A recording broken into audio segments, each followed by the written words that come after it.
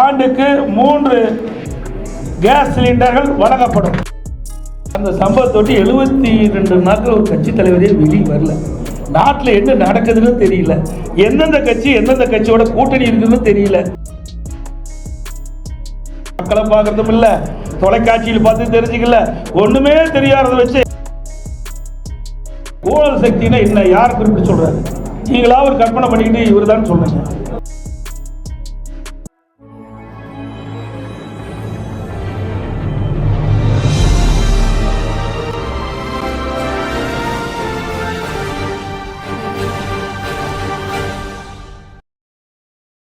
அனைத்து இந்திய அண்ணா திராவிட முன்னேற்ற கழகத்தின் சார்பாக ஏற்கனவே முதற்கட்ட தேர்தல் அறிக்கை வெளியிட்டோம். தற்போது 2ஆம் கட்ட தேர்தல் வாக்குறுதிகள் அறிவிக்கப்படுகிறோம். தேர்தல் அறிவிப்பு 1, முதியோர் உள்ளிட்டோருக்கான ஓய்வூதியங்கள் 2000 உயர்வு.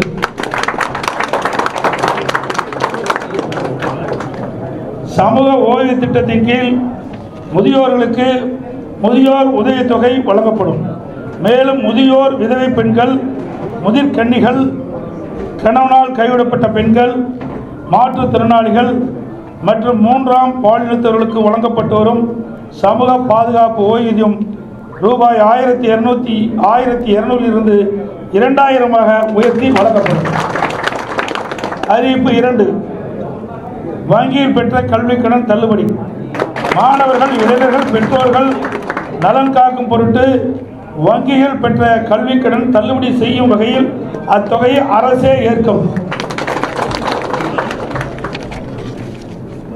அறிவிப்பு 3, வாழ்வாதார உதவியாக கேஸ் சிலிண்டர் மானியம்.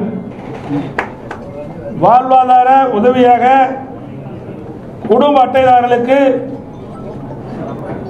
ஆண்டுக்கு 3 கேஸ் சிலிண்டர்கள் வழங்கப்படும். தமிழர்கள் வீர விளையாட்டுக்கான ஜல்லிக்கட்டில் வீரர்கள் காளையை பிடிக்கும் போது அசம்பாவம் ஏற்பட்டு உயிரிழக்க நேரிட்டால் அவர்களது குடும்பத்தாருக்கு ரூ. 10 லட்சம் வழங்கப்படும்.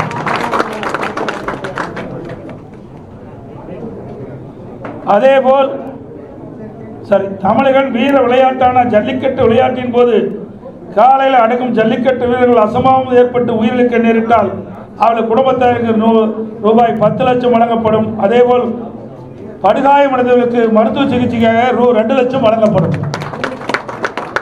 அரசாணை வழங்கப்பட்ட இடங்களில் நடைபெறும் ஜல்லிக்கட்டு போட்டிகளை எழுச்சியோடு நடத்துவதற்கு அரசின் சார்பில் மானியமாக 5 லட்சம் வழங்கப்படும். ஜல்லிக்கட்டு போட்டி நடத்துவதற்கு தற்போது கடைபிடிக்கப்பட்டு வருகின்ற ஆன்லைன் முறையை ரத்து செய்யப்படும். ஏற்கனவே இருந்த பழைய நடைமுறையை மேனுவல் மீண்டும் பின்பற்றப்படும். அறிவிப்பு 5, சிறுபான்மை வகுப்பைச் சேர்ந்த மகளிர் சுயதொழில் தொடங்குவதற்கு பட்டியலா கடன் மற்றும் மாற்றுத்திறனாளி கூட்டு வங்கிகள் வாங்கிய கடன் தள்ளுபடி. இஸ்லாமிய, கிறிஸ்துவ மற்றும் ஏனைய சிறுபான்மை வகுப்பைச் சேர்ந்த மகளிர் சுய தொழில் தொடங்குவதற்கு வட்டில்லா கடன் வழங்கப்படும். மாற்றுத்திறனாளிகள் கூட்டுறவு வங்கியில் வாங்கிய கடன் தள்ளுபடி செய்யப்படும்.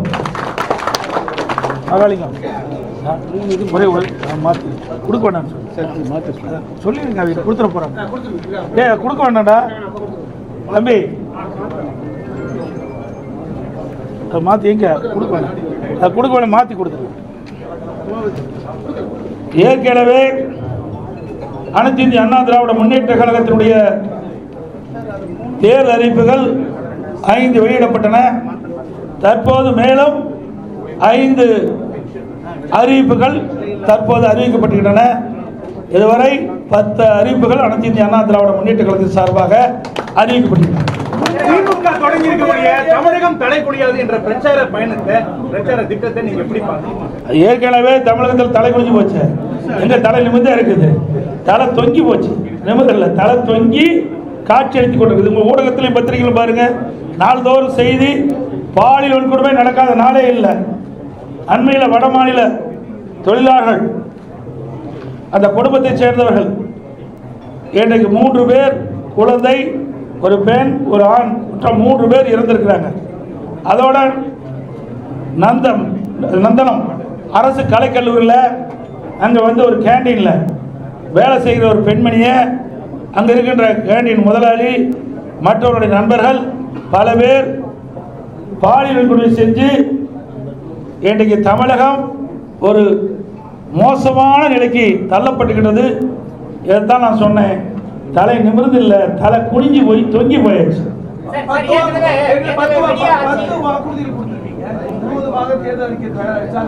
அதாவது படிப்படியாக தேர்தல் அறிவிப்புகள் பொதுமக்களிடத்திலும் வரப்பட்ட கோரிக்கையின் அடிப்படையில் இந்த அறிவிப்பை வெளியிட்டிருக்கிறோம். நிறைய அறிவிப்புகள் வந்திருக்குது.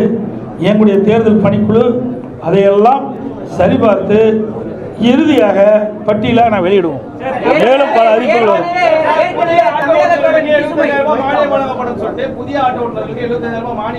அது வரும்,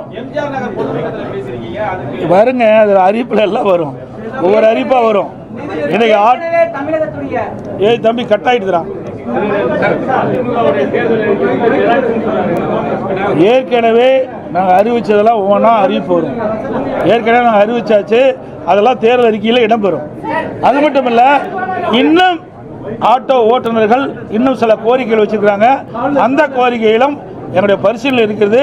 அதுக்கெல்லாம் இறுதி வடிவம் கொடுத்து அந்த ஆட்டோ ஓட்டுநருடைய கோரிக்கைகள் இணைத்து அதோட அறிவிக்கப்படும்.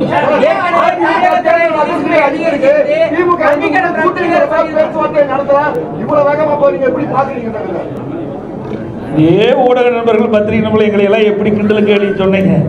இப்ப நீங்களே அந்த கேள்வி கேட்டீங்க. 2 மாதத்துக்கு முன்பு இதே திரு ஸ்டாலின் அவர்களும் அவருடைய கட்சியை சேர்ந்தவர்கள்லாம் சில அறிவிப்புகளை வெளியிட்டாங்க. ஊடகத்திலையும் பத்திரிகையில் வந்தது. எடப்பாடி பழனிசாமி கடையை விரிச்சு வச்சுக்கிட்டு இருக்காரு, அங்கே யாருமே கூட்டணிக்கு போகல அப்படின்னு சொல்லிட்டு இருந்த காலம் போய் இப்பொழுது அனைத்து இந்திய அண்ணா திராவிட முன்னேற்ற கழகத்திலையும் தேசிய ஜனநாயக கூட்டணியும் ஒரு பலம் வாய்ந்த கூட்டணி அமைச்சாச்சு. இந்த கூட்டணியில் இன்னைக்கு அதிமுக, பாரதிய ஜனதா, பாட்டாளி மக்கள் கட்சி மற்றும் டிடிவி அவர்களுடைய அம்மா மக்கள் முன்னேற்ற கழகங்களாம் இணைஞ்சிருக்குது. இன்னும் சில கட்சிகள் இணை இருக்கின்றன. ஏற்கனவே தேசிய ஜனநாயக கூட்டணியில் பல கட்சிகள் இருக்கின்றது.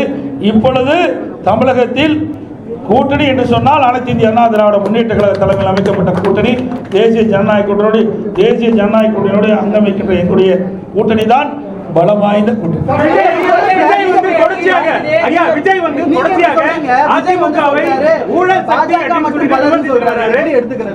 ஏங்க அவரு வெளியில் வந்து பொது வெளியில் வந்து பார்த்தா தானே தெரியும்.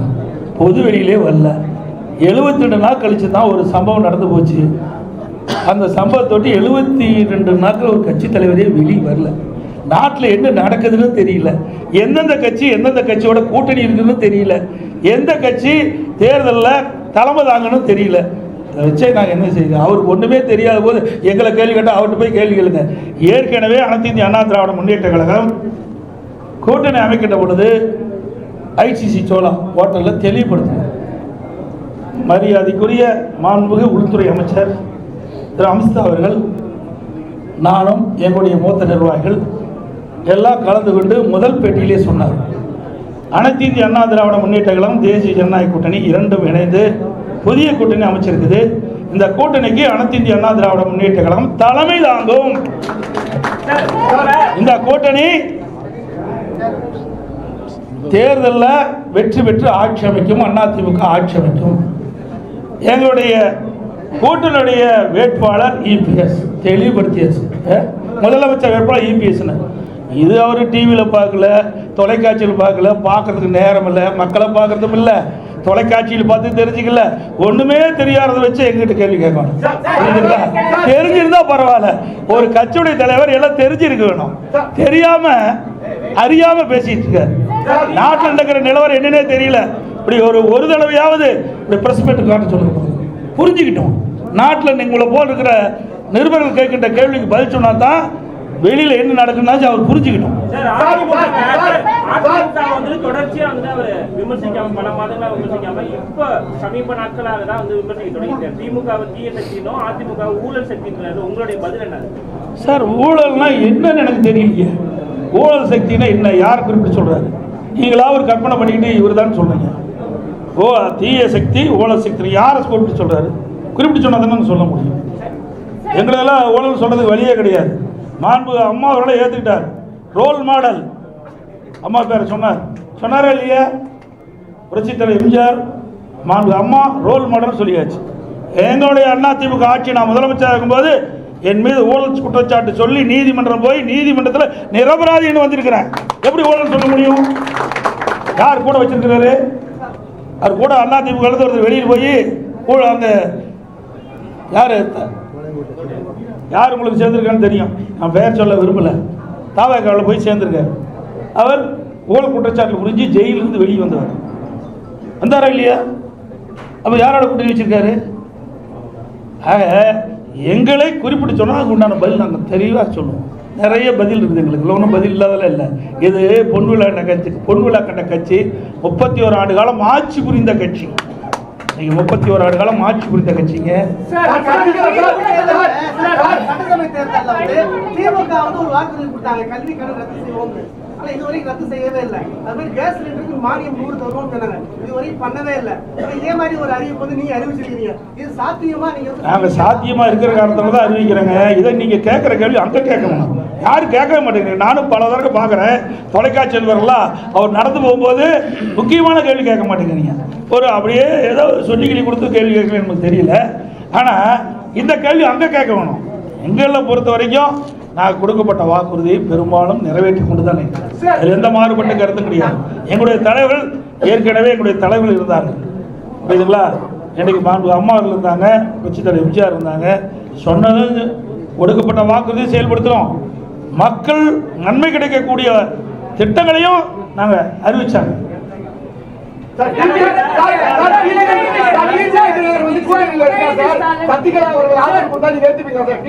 சார் அதெல்லாம் ஏற்கனவே முடிஞ்சு போச்சு, அதை ஏன் திருப்பி பேசிட்டா சார்? நான் ஏற்கனவே தெளிவுபடுத்திட்டேன். திருப்பி கேரள இருக்காடு மாதிரி கேட்காதீங்க. அதெல்லாம் ஏற்கனவே முடிந்து போன கதை, அதை திருப்பி பேச வேண்டிய அவசியம் இல்லை. உங்களுக்கு பத்திரிக்கை ஊடகத்துக்கு விறுவிறுப்பான செய்தி வேணும், அதனால சொல்றேன். இனி இது மாதிரி கேள்வி கேட்காதீங்க, நான் ஏற்கனவே தெளிவுபடுத்திட்டேன்.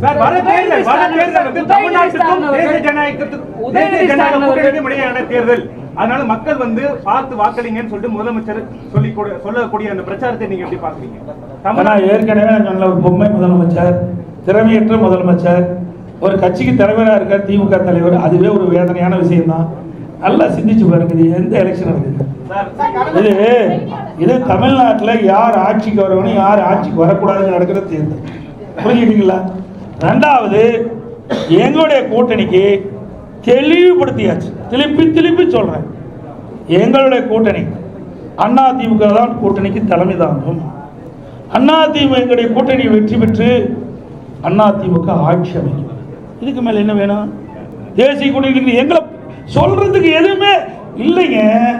எங்க மீது எந்த புகாரும் சொல்றதுக்கு ஸ்டாலின் சரக்கு இல்லை. அதனால வேற ஒருத்தர் பிடிச்சிட்டு சொல்லிட்டு இருக்காரு. இங்க ஆளுநர் அதிமுக ஏற்கனவே முடிவு செய்யப்பட்டு விட்டது. எங்களை பத்தி சொல்லுங்க, நாங்க பதில் சொல்ல தயார். முடியலையே, இருந்தா தானே சொல்ல முடியும்.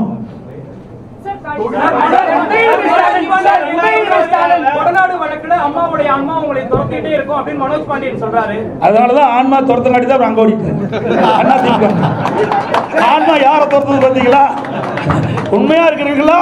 எங்களை ஆசீர்வாதம் பண்ணிட்டு இருக்குது அம்மா, அதனால இங்க இருந்துட்டு இருக்கிறோம். இங்கே இருக்கின்றவர்கள் யாரெல்லாம் தவறு செய்தார்களோ, யாரெல்லாம் இந்த இயக்கத்துக்கு துரோகம் செய்தார்களோ, அம்மாவுடைய ஆன்மா அவளை ஆட்டி படைச்சிட்டு இருக்குது.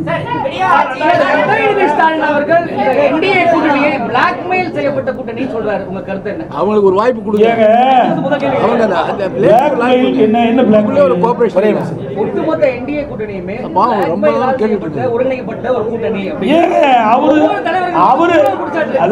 அவரு நினைச்சுக்கிட்டு கேட்கிற கேள்விகளை என்கிட்ட பதில் கேட்காதீங்க. அவரு தான் திருப்பி கேட்கணும். அதிமுக ஏன்னா ஒரு தேசிய அளவில் இருக்கிற ஒரு கூட்டு கட்சிங்க, புரிஞ்சுங்க. தேசிய அளவில் இருக்கின்ற கட்சி தேசிய ஜனநாயக கூட்டணி, நாட்டை ஆளுகின்ற கட்சி. அந்த நாட்டில் இருக்கார் ஸ்டாலினும் இந்தியாவுக்குள்ள தான் இருக்கிறார். தமிழ்நாடுங்கிறது ஒரு மாநிலம் தான். பல மாநிலங்கள் ஒன்றாக இணைந்து அந்த மாநிலத்தில் ஆட்சி புரிகின்றவர் தேசிய ஜனநாயக கூட்டணி. அவர் இந்தியாவில் மறந்துட்டு பேசுறார், வேற மாநிலத்தை மேல நாட்டில் இருக்க மாதிரி பேசிட்டு இருக்காரு. புரிஞ்சுட்டு அவரும் இந்த நாட்டில் இருந்துட்டு இருக்காரு. ஏன் அடிக்கடி கடிதம் எழுதுறாருல்ல, மீனவர் காணாமல் போனால் கடிதம் எழுதுறாருல, எதுக்கு எழுதுறாரு? அந்த அதிகாரம் யார்கிட்ட இருக்குது? மத்திய அரசாங்கத்தான் இருக்குது. வேண்டுமென்றே திட்டமிட்டு பேசுவதற்கு ஒன்றும் இல்லை. அதனால இப்படிப்பட்ட அவதூறு பிரச்சாரத்தை பரப்பிட்டு வர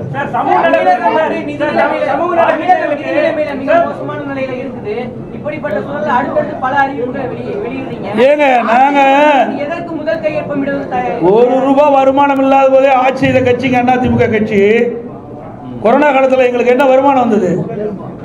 ₹1 வருமானம் கிடையாது அரசாங்கத்துக்கு. அந்த காலகட்டத்தில் கூட வருவாய் இல்லாமலேயே ஆட்சி புரிந்த கட்சி அதிமுக கட்சி.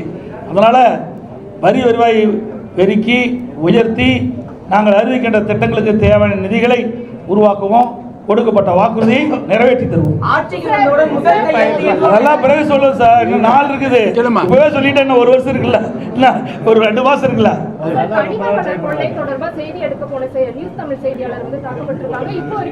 அதாவது எங்களுடைய கட்சி சேர்ந்தவர்கள் தாக்கப்பட்டவர்கள் நேரடியாக போய் ஆறுதல் சொல்லிட்டு வந்தாங்க. மருத்துவமனைக்கே நேரடியாக போய் எங்களுடைய இயக்கத்தை சேர்ந்தவர்கள் அந்த பாதிக்கப்பட்ட நிருபர்களை சந்தித்து ஆறுதல் கொடுத்துட்டு இருந்தாங்க. நாங்கள் தான் ஏற்கனவே வன்மையை கண்டிச்சுட்டு இருக்கிறீங்க. நீங்கள் ஊடக நபர்கள் பத்திரிகை அவர் தூக்கி பிடிச்சிட்டு இருக்கிறீங்க. அதனால தான் உங்களை அடிக்கிறாங்க. புரியுதா? தப்பாக நினைக்க வேண்டாம், யாரும் தவறாக நினைக்க வேண்டாம். அந்த கட்சி அப்படிப்பட்ட கட்சிங்க, திமுக கட்சி அப்படிப்பட்ட கட்சி. தயவு செய்து இனிமேலாவது உண்மை செய்தி வெளியிடுங்க. அன்போடு உங்களை வேட்டிக்கிறேன். உங்களுக்கு ஒரு பாதுகாப்பு கொடுக்குற கட்சி அதிமுக கட்சிங்க. நீங்க திமுக கட்சிக்கு எப்பொழுது பார்த்தாலும் எங்களை பத்தி தான் குறை சொல்லிட்டு இருக்கிறீங்க. இருமுனா குறை சொல்றீங்க, துப்புனா குறை சொல்றீங்க. ஆனா திமுக பத்தி ஒரு குறையும் எந்த தொலைக்காட்சியிலும் வருவதில்லை, எந்த பத்திரிகையிலும் வருவதில்லை. அதனாலதான் அவங்க தைரியமா இப்படிப்பட்ட தாக்குதலில் ஈடுபடுறாங்க. நீங்க உண்மை செய்தி வெளியிடுங்க. மக்களே உங்க பக்கம் இருப்பாங்க, உங்களுக்கு மக்களே முழு பாதுகாப்பு கொடுப்பாங்க. இருந்தாலும் அனைத்து இந்திய அண்ணா திராவிட முன்னேற்ற கழகத்தை பொறுத்த வரைக்கும் உங்களுடைய ஊடக நண்பர்களுக்கும் பத்திரிகை நண்பர்களுக்கும் நிருபர்களுக்கு எப்பொழுதும் பக்க பலமாக இருப்போம். எந்த மாற்று கருத்தும் கிடையாது. அனைவருக்கும் நன்றி, வணக்கம்.